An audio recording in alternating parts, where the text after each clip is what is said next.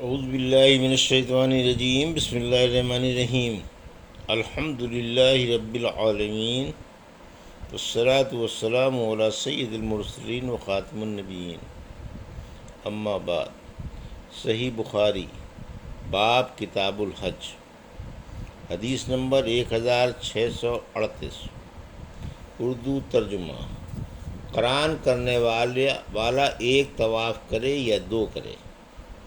ہم سے عبداللہ بن یوسف نے بیان کیا، کہا کہ ہمیں امام مالک رحمۃ اللہ علیہ نے ابن شہاب سے خبر دی، انہیں عروہ نے اور ان سے عائشہ رضی اللہ عنہا نے کہا کہ حجۃ الوداع میں ہم رسول اللہ صلی اللہ علیہ وسلم کے ساتھ مدینے سے نکلے اور ہم نے عمرے کا احرام باندھا۔ پھر آقا صلی اللہ علیہ وسلم نے فرمایا کہ جس کے ساتھ قربانی کا جانور ہو وہ حج اور عمرہ دونوں کا ایک ساتھ احرام باندھے۔ ایسے لوگ دونوں کے احرام سے ایک ساتھ حلال ہوں گے۔ میں بھی مکہ آئی تھی لیکن مجھے حیض آ گیا تھا، اس لیے جب ہم نے حج کے کام پورے کر لیے تو آن حضور صلی اللہ علیہ وسلم نے مجھے عبد الرحمن کے ساتھ تنعیم کی طرف بھیجا۔ میں نے وہاں سے عمرے کا احرام باندھا۔ آن حضور صلی اللہ علیہ وسلم نے فرمایا، یہ تمہارے اس عمرے کے بدلے میں ہے جسے تم نے حیض کی وجہ سے چھوڑ دیا تھا۔ جن لوگوں نے عمرے کا احرام باندھا تھا انہوں نے سعی کے بعد احرام کھول دیا اور دوسرا طواف منی سے واپسی پر کیا، لیکن جن لوگوں نے حج اور عمرے کا احرام ایک ساتھ باندھا تھا انہوں نے صرف ایک طواف کیا۔ حدیث نمبر 1639۔ اردو ترجمہ۔ ہم سے یعقوب بن ابراہیم نے بیان کیا، کہا کہ ہم سے اسماعیل بن علیہ نے بیان کیا، ان سے ایوب سختیانی نے، ان سے نافع نے کہ ابن عمر رضی اللہ عنہ کے لڑکے عبداللہ بن عبداللہ ان کے یہاں گئے۔ حج کے لیے سواری گھر میں کھڑی ہوئی تھی۔ انہوں نے کہا کہ مجھے خطرہ ہے اس سال مسلمانوں میں آپس میں لڑائی ہو جائے گی اور آپ کو وہ بہت اللہ سے روک دیں گے، آپ کو وہ بیت اللہ سے روک دیں گے، اس لیے اگر آپ نہ جاتے تو بہتر ہوتا۔ ابن عمر رضی اللہ عنہ نے جواب دیا کہ رسول اللہ صلی اللہ علیہ وسلم بھی تشریف لے گئے تھے عمرہ کرنے صلح حدیبیہ کے موقع پر، اور کفار قریش نے آپ کو بیت اللہ تک پہنچنے سے روک دیا تھا، اس لیے اگر مجھے بھی روک دیا گیا تو میں بھی وہی کام کروں گا جو رسول اللہ صلی اللہ علیہ وسلم نے کیا تھا، اور تمہارے لیے رسول اللہ صلی اللہ علیہ وسلم کی زندگی بہترین نمونہ ہے۔ پھر آپ نے فرمایا کہ میں تمہیں گواہ بناتا ہوں کہ میں نے اپنے عمرے کے ساتھ حج اپنے اوپر واجب کر لیا ہے۔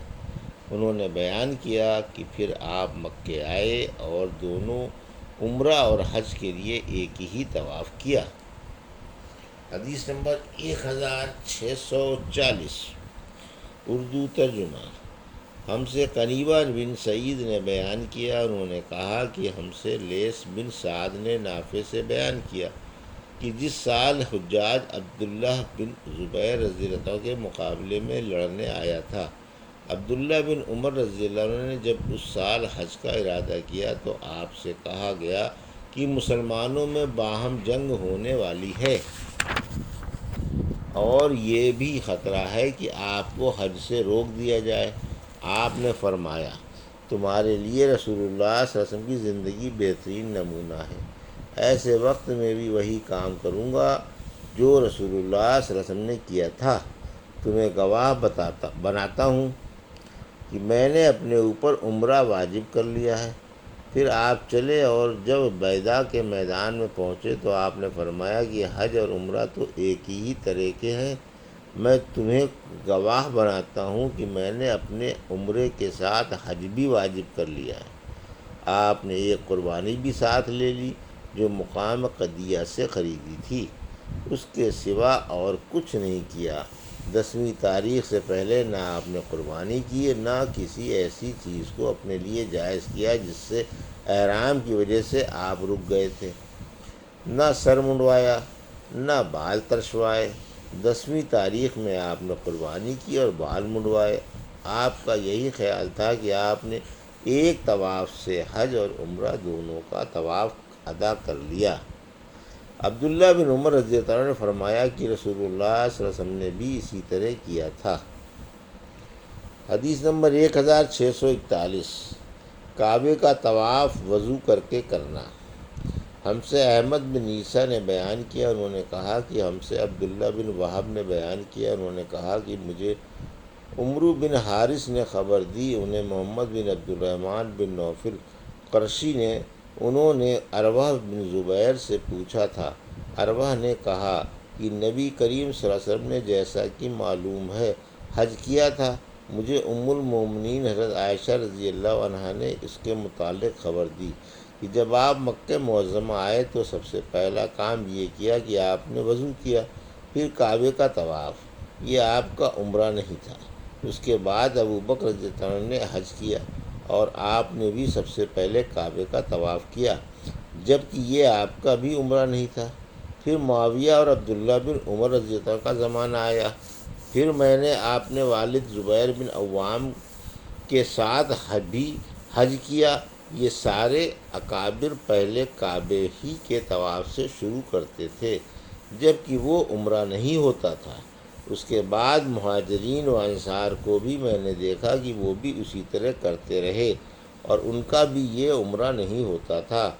آخری ذات جسے میں نے اس طرح کرتے دیکھا وہ حضرت عبداللہ بن عمر رضی اللہ عنہ کی تھی، انہوں نے بھی عمرہ نہیں کیا تھا۔ ابن عمر رضی اللہ عنہ بھی موجود ہیں، لیکن ان سے لوگ اس کے متعلق پوچھتے نہیں۔ اسی طرح جو حضرات گزر گئے ان کا بھی مکے میں داخل ہوتے ہی سب سے پہلا قدم طواف کے لیے اٹھتا تھا، پھر یہ بھی احرام نہیں کھولتے تھے۔ میں نے اپنی والدہ اسماء بنت ابی بکر اور خالہ عائشہ صدیقہ رضی اللہ عنہا کو بھی دیکھا کہ جب وہ آئیں تو سب سے پہلے طواف کرتیں اور یہ اس کے بعد احرام نہیں کھولتی تھیں۔ حدیث نمبر 1642، اور مجھے میری والدہ نے خبر دی کہ انہوں نے اپنی بہن اور زبیر اور فلاں فلاں کے ساتھ عمرہ کیا ہے۔ یہ سب لوگ حجر اسود کا بوسہ لے لیتے تو عمرے کا احرام کھول دیتے۔ حدیث نمبر 1643، اردو ترجمہ۔ صفا اور مروہ کی سعی واجب ہے کہ یہ اللہ تعالیٰ کی نشانیوں میں سے ہیں۔ ہم سے ابو الیمان نے بیان کیا، انہوں نے کہا کہ ہمیں شعیب نے زہری سے خبر دی کہ عروہ نے بیان کیا کہ میں نے ام المومنین حضرت عائشہ صدیقہ رضی اللہ عنہا سے پوچھا کہ اللہ تعالیٰ کے اس فرمان کے بارے میں آپ کا کیا خیال ہے جو سورہ بقرہ میں ہے، یہ صفا اور مروہ اللہ تعالیٰ کی نشانیوں میں سے ہیں، اس لیے جو بیت اللہ کا حج یا عمرہ کرے اس کے لیے ان کا طواف کرنے میں کوئی گناہ نہیں۔ قسم اللہ کی پھر تو کوئی حرج نہ ہونا چاہیے۔ اگر کوئی صفا اور مروہ کی سعی نہ کرنی چاہے، حضرت عائشہ صدیقہ رضی اللہ عنہا نے فرمایا، بھتیجے تم نے یہ بری بات کہی، اللہ کا مطلب یہ ہوتا تو قرآن میں یوں اترتا، ان کے طواف نہ کرنے میں کوئی گناہ نہیں۔ بات یہ ہے کہ یہ آیت تو انصار کے لیے اتری تھی جو اسلام سے پہلے منات بت کے نام پر جو مسلل میں رکھا ہوا تھا اور جس کی یہ پوجا کیا کرتے تھے، احرام باندھتے تھے۔ یہ لوگ جب زمانہ جاہلیت میں احرام باندھتے تو صفا مروہ کی سعی کو اچھا نہیں خیال کرتے تھے۔ اب جب اسلام لائے تو رسول اللہ صلی اللہ علیہ وسلم سے اس کے متعلق پوچھا اور کہا کہ یا رسول اللہ، ہم صفا اور مروہ کی سعی اچھی نہیں سمجھتے تھے۔ اس پر اللہ تعالیٰ نے یہ آیت نازل فرمائی کہ صفا اور مروہ دونوں اللہ کی نشانیاں ہیں، آخر آیت تک۔ حضرت عائشہ صدیقہ رضی اللہ عنہا نے فرمایا کہ رسول اللہ صلی اللہ علیہ وسلم نے ان دو پہاڑوں کے درمیان سعی کی سنت جاری کی ہے، اس لیے کسی کے لیے مناسب نہیں ہے کہ اسے ترک کر دے۔ انہوں نے کہا کہ پھر میں نے اس کا ذکر ابو بکر بن عبد الرحمن سے کیا تو انہوں نے فرمایا کہ میں نے تو یہ علمی بات اب تک نہیں سنی تھی، بلکہ میں نے بہت سے اصحاب علم سے تو یہ سنا ہے، وہ یوں کہتے تھے کہ عرب کے لوگ ان لوگوں کے سوا جن کا حضرت عائشہ رضی اللہ عنہا سے نے ذکر کیا جو منات کے لیے احرام باندھتے تھے، سب صفا مروہ کا پھیرا کیا کرتے تھے۔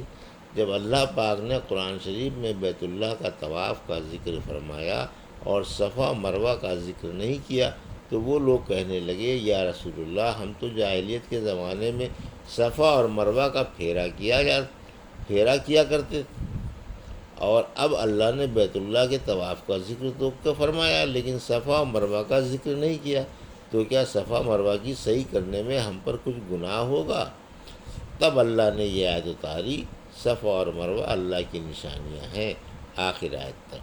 ابو بکر رضی اللہ عنہ نے کہا کہ میں سنتا ہوں کہ یہ آیت دونوں فرقوں کے بارے میں اتری ہے، یعنی اس فرقے کے باب میں جو جاہلیت کے زمانے میں صفا مروہ کا طواف برا جانتا تھا، اور اس کے باب میں جو جاہلیت کے زمانے میں صفا مروہ کا طواف کیا کرتے تھے، پھر مسلمان ہونے کے بعد اس کا کرنا اس وجہ سے کہ اللہ نے بیت اللہ کے طواف کا ذکر کیا اور صفا مروہ کا نہیں کیا، برا سمجھے، یہاں تک کہ اللہ نے بیت اللہ کے طواف کے بعد ان کی صحیح کا بھی ذکر فرما دیا۔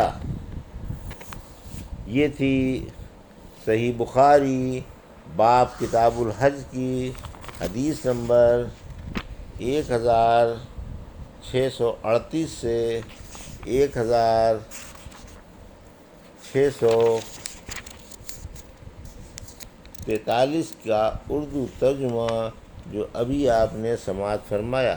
اللہ سے دعا ہے کہ اللہ ہمیں ان حدیثوں کی صحیح سمجھ عطا فرما اور ان پر عمل کرنے کی توفیق عطا فرما، آمین یا رب العالمین۔